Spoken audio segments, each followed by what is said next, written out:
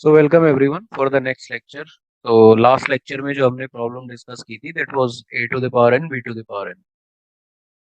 So in this lecture we'll be discussing two more PDA designing problem. So first one is obviously we have to design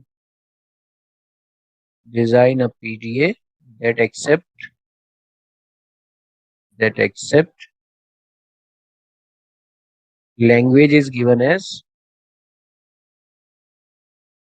uh, WC W reverse, right, where W belongs to a comma b का clean close. ठीक है, तो इस problem को पहले समझते हैं कि एग्जैक्टली हम क्या करना चाह रहे हैं।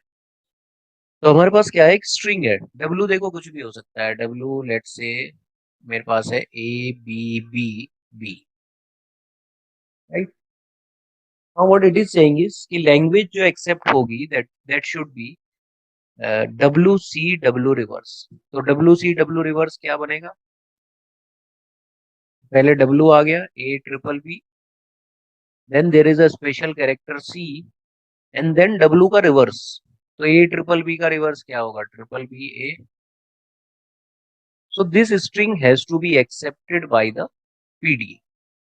देखो कैसे करने वाले हैं, इससे पहले ना इसे let us see how we'll be doing this। So initially we are having z node in the stack।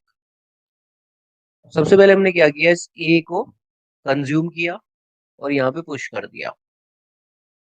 अब देखो आप लोगों को पता होगा कि जो हमारा स्टैक है वो ऑटोमेटिक रिवर्सर होता है। So that is last in first out. तो जो भी आप किसी भी ऑर्डर में इंसर्ट करोगे, जब आप पॉप करोगे, पुश करोगे कोई भी कुछ भी कैरेक्टर्स, और फिर आप जब पॉप कर रहे हो तो definitely will get the reverse string, और you will get the symbols in the reverse order. यहाँ पे हमने क्या किया, सबसे पहले ए को रीड किया इनपुट टेप से और यहाँ पे इस स्टैक में पुश कर दिया, फिर बी आएगा नेक्स्ट बी, तो बी को भी हम पुश करेंगे। तो हमें क्या करना है, पूरी स्ट्रिंग पुश कर दी है, फिर नेक्स्ट बी, फिर एक और बी। अब उसके बाद आएगा सी। देखो सी का सिग्निफिकेंस सिर्फ इतना है कि C is a kind of separator, जो हमें बताएगा कि now the string is over and whatever now we are having that is going to be the reverse of the string, right। तो हम क्या करेंगे, कंपैरिजन करेंगे। देखो ये जो है ना राइट पार्ट, ये क्या है, रिवर्स है। और डेफिनेटली जो हमारा स्टैक है जब मैं पॉप करूंगा तो वो भी मुझे रिवर्स देगा। तो मुझे क्या करना है, सिर्फ कंपैरिजन करना है। कि आपने कहा input symbol is B, top of the stack is B, तो आपने पॉप कर लिया, राइट। फिर से input symbol is B, top of the stack is B, same है, पॉप कर लिया। Again input symbol and the top of the stack is same, pop कर लेंगे। फिर से आपका इनपुट सिंबल ए है, top of the stack A है, तो again it will be popped out. और ऑब्वियसली हमारे पास फाइनली क्या होगा, एप्सिलॉन होगा। और यहाँ पे जब सारे पॉप हो गए तो आपके पास जेड नोड बचा है, तो now we can go to some final state. और लास्ट में हमने, लास्ट वाली जो प्रॉब्लम थी उसमें हमने एम्प्टी स्टैक कट के लिए क्या ट्रांजिशन में हमें चेंज करना होगा, वो भी हम इस पर्टिकुलर प्रॉब्लम में देखते हैं।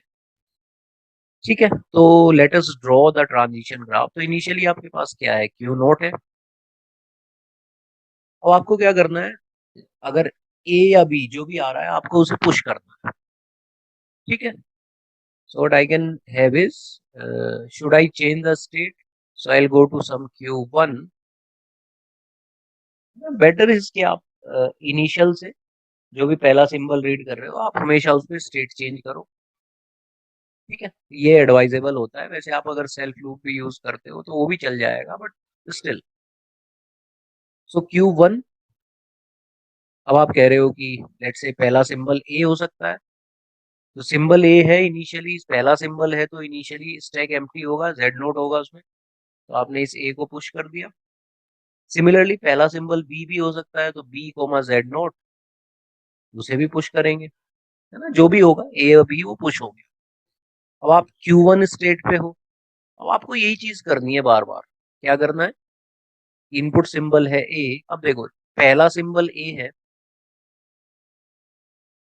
एक चीज डेफिनेट है कि ये अब जो हम ट्रांजिशन लिख रहे हैं वो पहले सिंबल के लिए तो नहीं है। ऑब्वियसली दूसरा तीसरा चौथा सिंबल हो सकता है बट पहला सिंबल नहीं है। तो ए से पहले ए हो सकता है, तब भी आपको क्या करना है, पुश करना है। ए से पहले बी हो सकता है, तब भी आपको पुश करना है। राइट। भी आपको बी के ऊपर ए को पुश करना है। बी से पहले ए हो सकता है, पुश करो। बी से पहले बी हो सकता है, तब भी आपको क्या करना है, पुश करना है। बात समझ आ गई? दैट मीन्स अब जो भी आएगा हम उसे पुश करते हुए चलेंगे। अब एक स्टेज ऐसी आएगी जब ये स्ट्रिंग खत्म हो जाएगी, सब सारी चीजें पुश हो गई। अब आएगा ये स्पेशल कैरेक्टर सी। तो इसे स्पेशल कैरेक्टर को हमें कुछ करना ही नहीं है। इसका काम क्या है, इसका काम सिर्फ इतना बताना है कि अब पॉप ऑपरेशन स्टार्ट होगा। तो ये सिर्फ इंडिकेट कर रहा है कि now the comparison should start. इसका यही सिग्निफिकेंस है। तो हम क्या कह रहे हैं कि अगर सी है, देखो जब हम सी को रीड कर रहे हैं तो उस समय क्या है, इनपुट जो टॉप ऑफ द स्टैक है वो ए भी हो सकता है। राइट। स्टिल हम उसमें कोई चेंज नहीं करेंगे। Okay. So we are actually doing the skip operation. कि अगर सी आ रहा है और top of the stack A है तो उसे ए ही रहने दो। सिमिलरली अगर सी आ रहा है और टॉप ऑफ द स्टैक हमारा बी है तो उसमें कोई चेंज मत करो, उसे बी रहने दो। डन।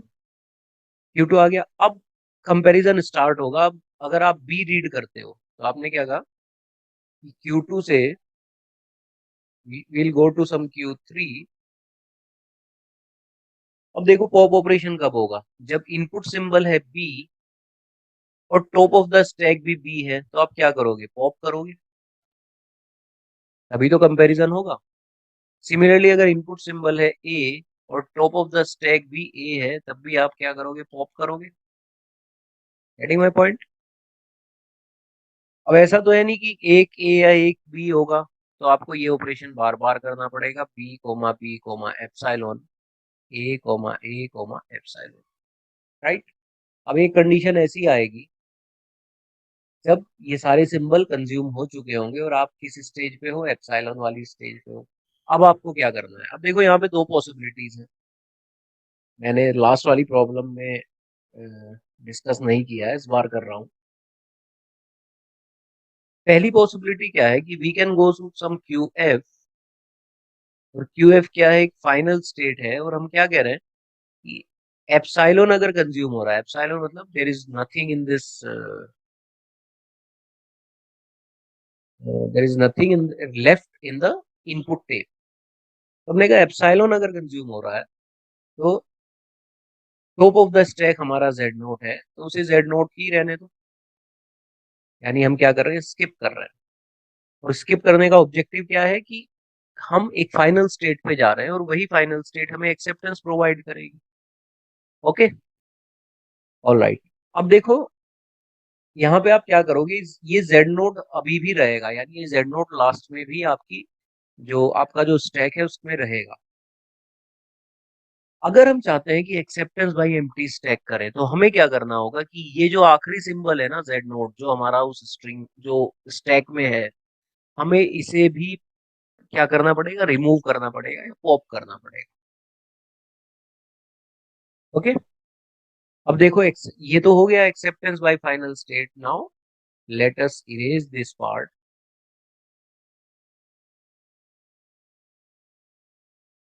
अब हम यहीं पे चेंजेस करेंगे, इसके लिए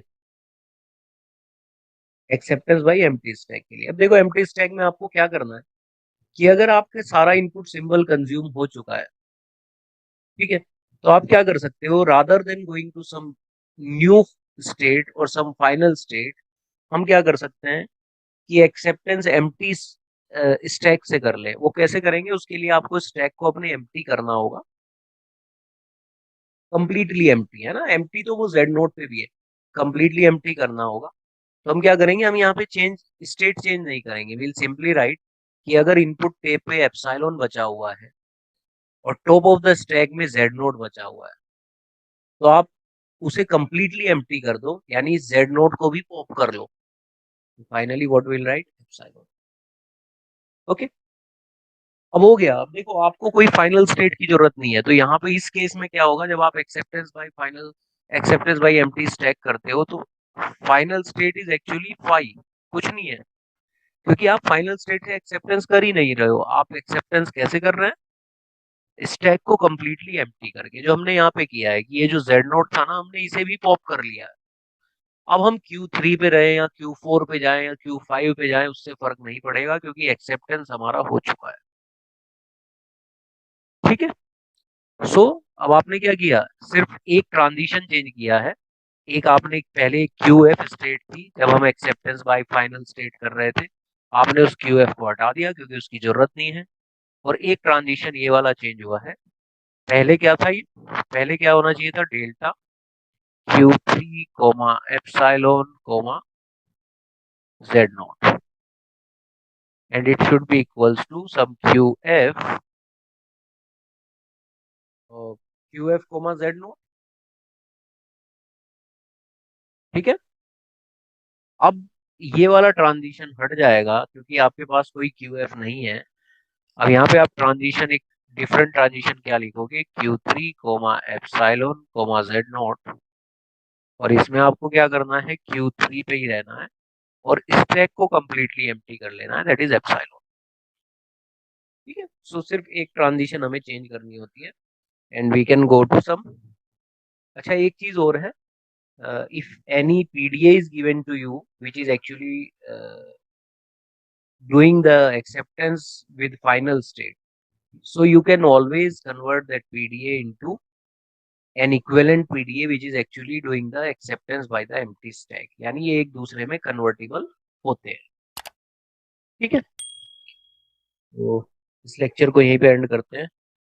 if you have any doubt, you can write in the comment section. Thank you so much.